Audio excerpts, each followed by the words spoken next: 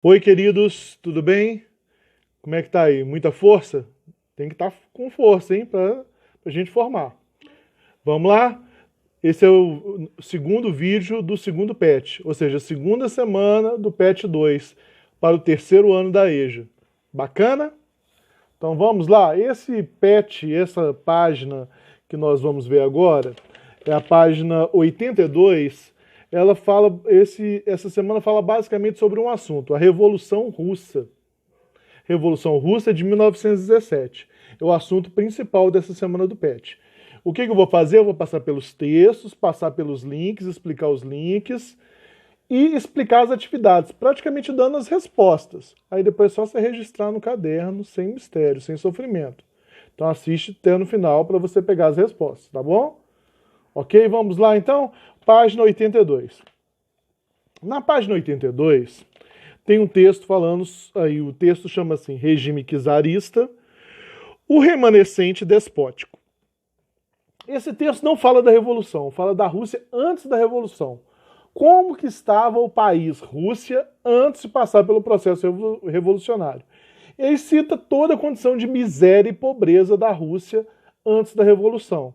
A Rússia antes da Revolução, ela era um país czarista. O que é isso? Governado por czares. Czares são reis, gente. Reis que mandavam na Rússia. Esses reis, eles faziam parte da dinastia Romanov. A dinastia Romanov, que antes da Revolução, o rei, o czar, era o Nicolau II. Esse Nicolau II, ele governava o país com todos os poderes de um rei. Só que a população era, na essência, camponesa. 99% da população camponesa e pobre. Uma população que era tratada como serva, como escrava, que não tinha direito a nada, e que as terras estavam basicamente todas na mão de uma nobreza chamada de kulaks. Essa nobreza colocava condições de vida miseráveis à população russa. Então essa era a situação da Rússia antes da Revolução de 1917. Só com um detalhe de ilustração, a Rússia, ela, na participação dela na Primeira Guerra Mundial, ela tem uma participação lamentável. Para vocês terem ideia, a Rússia, ela tinha 2 soldados e uma arma. Era uma arma para 2 soldados, ou seja, não tinha arma para todos os soldados, não tinha uniforme, não tinha mantimento para os soldados, não tinha alimentação. A Rússia saiu da guerra porque ela perdeu batalhas por falta de organização. Ela não tinha condição de estar na guerra. Era um país pobre, um país miserável, comandado por um rei. É isso que esse texto da página 82 fala para vocês. Tá? Quando a gente chega na página 83, aí na página 83 estão os links. Tá?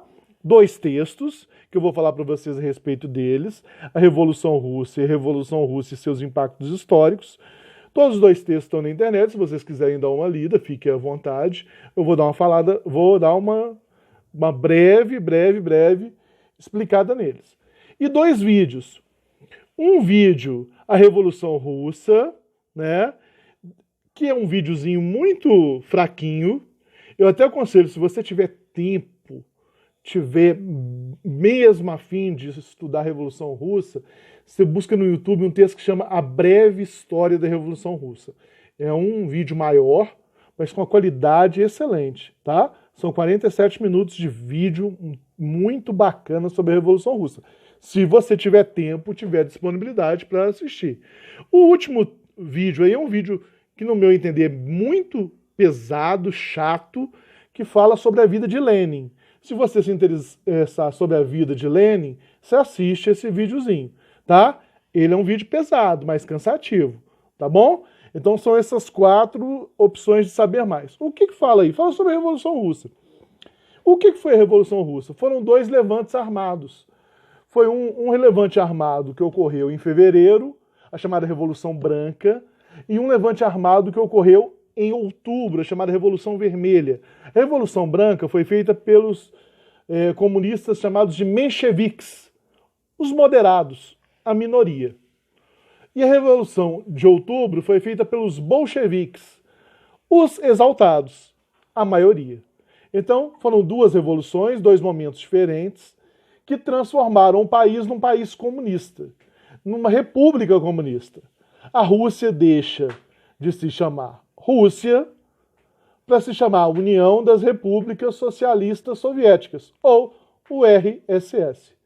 Ok? É uma transformação geral da Rússia. Essa transformação, que foi feita por modo de armas, ela começou com essa insatisfação da população. Em 1905, em janeiro, teve uma manifestação dos trabalhadores que era uma manifestação pacífica, eles queriam entregar um manifesto para o czar. Só que a guarda do palácio czarista não entendeu assim, não sei o que ocorreu, se assustou e atirou contra os trabalhadores. Foram milhares de mortos. É o chamado Domingo Sangrento. Esse foi o início do processo revolucionário que ia desembocar lá em 1917, com a primeira Revolução de Fevereiro, a Menchevique, que onde as dumas tomam o poder. As dumas são as assembleias, né? Como se fosse o nosso Congresso Nacional aqui. Eles tomam o poder, guardadas as devidas proporções, né? Eles tomam o poder na Rússia. Poder esse que vai ser repassado aos sovietes. O que é sovietes? Sovietes são sindicatos. Todo o poder aos sovietes. Era o lema dos bolcheviques. Então os bolcheviques pegam em armas em outubro e, sob o comando de um cara chamado Lenin, Vladimir Lenin, fazem a revolução. Lenin, gente, é um cara que estudou bastante o comunismo, as obras de Karl Marx, e usou esse conhecimento para liderar os bolcheviques e tomar o poder na Rússia, né? Quando ele toma o poder na Rússia, ele começa a criação de um novo sistema russo. E aí esses textos que a gente viu nos links, eles falam para a gente desde a Guerra Civil, pós-revolução, até a nova política econômica, né? Novo modo de economia, que vai tornar a Rússia uma potência mundial. A Rússia, a partir do momento que um cara chamado Stalin, Joseph Stalin, assume, que era um cara ditador, um cara pesado, um cara assim que mandou matar muita gente, sabe? Um cara que não era fácil não, um cara cruel. Ele assume o poder, a Rússia se torna uma potência econômica. Ele cria um chamado Exército Vermelho, que vai se tornar o maior exército em número de soldados do mundo. Exército Vermelho esse que vai ser o responsável por derrotar o Adolf Hitler na Segunda Guerra Mundial, né? O Exército Vermelho não era um exército fácil, eram 50 milhões de homens muito bem treinados, né? Então isso é a criação do Stalin, e estrutura o que seria a Rússia, né? A Rússia revolucionária, a URSS. Então começa a funcionar a URSS, a União das Repúblicas Socialistas Soviéticas. É basicamente isso que falam os links, né? Vamos lá para as atividades? Então vamos lá. A primeira atividade que vocês estão vendo aí tem um textozinho, né? E logo após tem lá a pergunta A. Acompanha comigo. Por que a política orientada para os trabalhadores rurais na gestão de Alexandre II não atendeu plenamente o conjunto desse grupo social? Gente, a resposta está no texto aí. É só vocês verem que o primeiro parágrafo fala aí, olha, da liberdade de 40 milhões de camponeses, tá vendo? E que esses camponeses, eles não vão ter direito à terra que eles queriam. O que os camponeses queriam? Ser livres e ter direito à terra. E não vai ser feito isso, eles não vão ter direito à terra. Eles vão continuar sem direito à terra. Bacana? Tá aí no texto, muito fácil. A questão B tá aí, apesar de assegurado o fim da servidão, o czar Alexandre II evitou o confisco generalizado e a distribuição de terras, como reivindicavam os diversos movimentos populares russos. De que maneira se explica a transformação dos trabalhadores rurais em servos? Gente, está aí no segundo parágrafo, tranquilo, olha só. Tá lá, olha. Olha só. Transformando-os na prática em verdadeiros servos do Estado. Por que transformou eles na prática em verdadeiros servos do Estado? Porque, ao invés de entregar a terra, o Estado financiou a terra em 40 anos. Tá aí, olha lá. Estado em 49 anos. Ou seja, tornou os camponeses servos do Estado. Não houve uma doação de terra, uma reforma agrária. Houve uma venda de terras e tornou os escravos verdadeiros servos do Estado. Bacana? Muito simples, respostas tranquilas no texto, sem mistério. Vamos lá para a próxima página?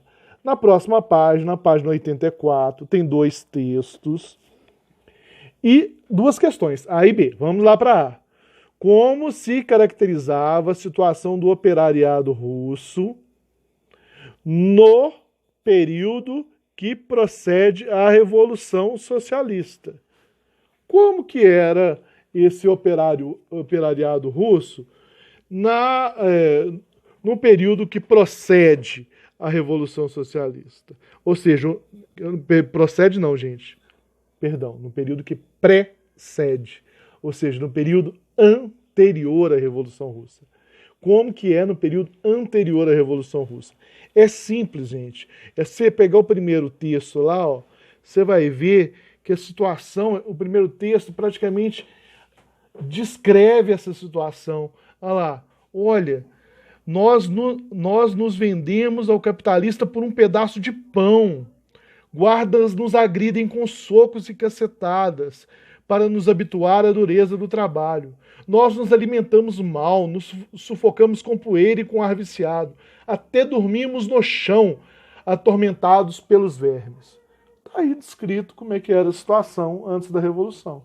É só copiar no primeiro texto, tá facinho, sem mistério. Tá? A B. Explique, segundo a petição de 1905, qual a experiência desses revolucionários, qual a expectativa desses trabalhadores em relação ao imperador da Rússia. Qual a expectativa desses trabalhadores em relação ao imperador da Rússia? Gente, olha o segundo parágrafo aí, olha lá. A carta que eles mandaram ao imperador. O que eles têm de expectativa? Viemos a vossa majestade procurar justiça e proteção. É essa a expectativa. Eles querem que o imperador dê a eles justiça e proteção. É essa a expectativa que eles têm. Tanto que no final do texto fala aí, ó, é aqui que estamos procurando a nossa última salvação. Não recuse a proteção ao seu povo. Tire-o do túmulo do arbítrio, da miséria e da ignorância. Estão pedindo, implorando salvação ao imperador. Tá bom? Resposta tranquila, tirado no texto, todas as atividades, tanto da página 83 quanto 84, as respostas estão no texto, facinhas de achar. Não deixa de fazer, não, registra no caderno. Quando a gente voltar, e se Deus quiser isso vai ser em breve, vou dar o visto, isso vai ser valorizado. Falou? Não perde a força não, nem o foco. Grande abraço, fiquem com Deus. Em pé.